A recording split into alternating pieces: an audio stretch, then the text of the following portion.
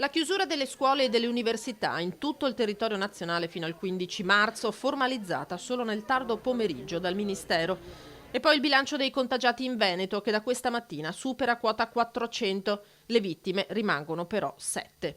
Il nuovo aggiornamento dei dati arrivato dalla regione parla di 407 contagiati, 21 in più rispetto al bollettino emanato nella serata di ieri. L'aumento principale a Padova da 60 a 69 e a Venezia da 60 a 66, ma il cluster più numeroso resta quello dell'ospedale Cafoncello di Treviso, fermo a 96 contagi. È qui che si è registrato il maggior numero di vittime, 4 legate al coronavirus, sebbene per l'ULSS 2 negli ultimi 3 casi siano state le patologie pregresse ad aver portato questi anziani alla morte. Ultima in ordine di tempo una pensionata di 88 anni, residente in centro a Treviso.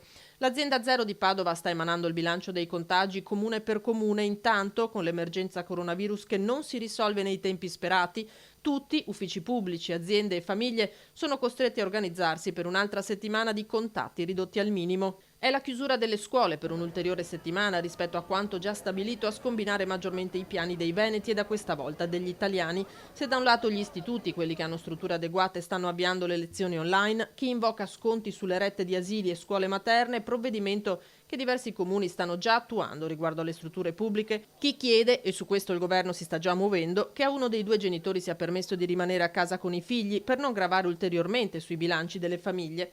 Ma a invocare aiuti sono molte altre categorie economiche, turistiche, culturali e chi fa da sé per ripartire, come le attività storiche di Piazza San Marco, con lo spritz offerto dalle 17 in poi, attira anche forti critiche come quella del virologo Roberto Burioni, che in un post ha scritto: la gente deve stare a casa, altrimenti chi riparte è il virus.